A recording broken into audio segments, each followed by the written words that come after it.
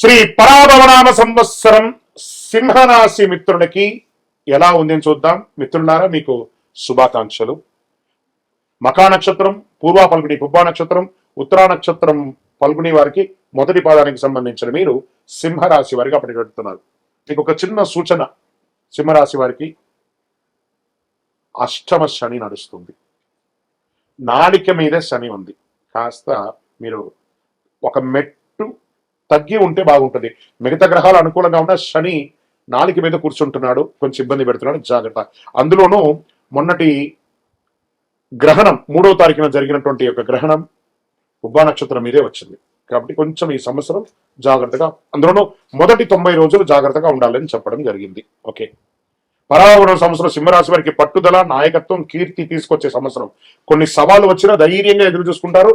Post August మీకు చాలా బాగుంటుందని కూడా చెప్పొచ్చు. ఇంకా శని భగవానుడు ఈ సంవత్సరం శని మీనరాశిలో 8వ స్థానంలో, అందుకే అష్టమ శని అని చెప్పి చెప్పబడింది, సంచరిస్తున్నారు. పనుల్లో ఆలస్యం, అనుకోని ఖర్చులు, ఓర్పు వ్యవహరించాలి. ఇది అష్టమ శని ప్రభావం కాబట్టి జాగ్రత్తగా ఉండాలి అని చెప్పారు. గురు భగవానుడు ఎలా ఉన్నాడంటే, ప్రారంభంలో గురుడు 11వ ఇంట్లో ఉన్న జూన్ 2, 2026 గురు 12వ ఇంటికి, అక్టోబర్ 31 గురు జన్మరాశికి సింహంలోకి వస్తున్నారు. జనవరి 25, 2027 తిరిగి 12వ ఇంటికి కలుస్తున్నారు అనమాట. దీనివల్ల గురు భగవానుడు బాగున్నాడని ఇంతకుముందే చెప్పాను.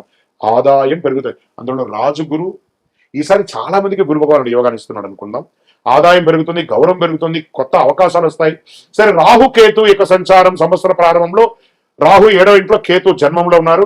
డిసెంబర్ 6 రాహు 6వ ఇంట్లో, కేతు 12వ ఇంట్లో. దీనివల్ల వచ్చే ఫలితాలు అంటే శత్రువులపై విజయం. రాహుకేతులు కూడా యోగంగా ఉన్నారు. ఆరోగ్యం మెరుగుపడుతుంది, సమస్యలు పరిష్కారం అవుతుంది. ఎప్పుడో ఒక శస్త్రచికిత్స అయినటువంటి వాళ్ళకి కూడా ఉపశమనం జరుగుతుంది అంటారు. ఎన్నో రోజులుగా ఆడవాళ్ళు పీసీఓడి కానీ గైనిక్ రిలేటెడ్ గా డిస్టర్బ్ అయిన వాళ్ళకి అందరికీ కూడా క్లియర్ అయిపోయి ఆరోగ్యవంతులుగా ఉంటారని కూడా చెప్పచ్చు. ఇంకా ఈ సంవత్సరం ఆర్థికంగా ఎలా ఉంటుంది అని అంటే, సంవత్సర ప్రారంభంలో మంచి ఆదాయం, మధ్యలో ఖర్చు వస్తుంది, చివరికి చాలా స్థిరత్వం ఉండి వ్యాపారంలోనూ లేదా అన్ని రకాల వర్గంలోనూ ఆర్థికంగా లోటు లేకుండా ఉంటుంది. ఎందుకంటే శుభ కార్యక్రమాలకి ఖర్చు పెట్టే అవకాశాలు ఈ సంవత్సరం చాలా చాలా ఎక్కువ ఉంది. అది వివాహానికి ఉండొచ్చు, గృహప్రవేశానికి ఉండొచ్చు, సంతాన విషయంలో ఉండొచ్చు, అవకాశాలు బాగా ఉన్నాయి. వ్యాపారం కూడా అద్భుతంగా జరుగుతుంది. ఒక్కొక్కసారి ప్యానిక్ అవుతారు, ప్యానిక్ అవ్వకుండా ఈ సంవత్సరం బాగా ఉంది. ఈ సంవత్సరంలో ఉద్యోగంలో బాధ్యతలు పెరుగుతాయి, పదోన్నతి వచ్చే అవకాశాలు ఉన్నాయి, నాయకత్వం వచ్చే అవకాశాలు బాగా ఉన్నాయి.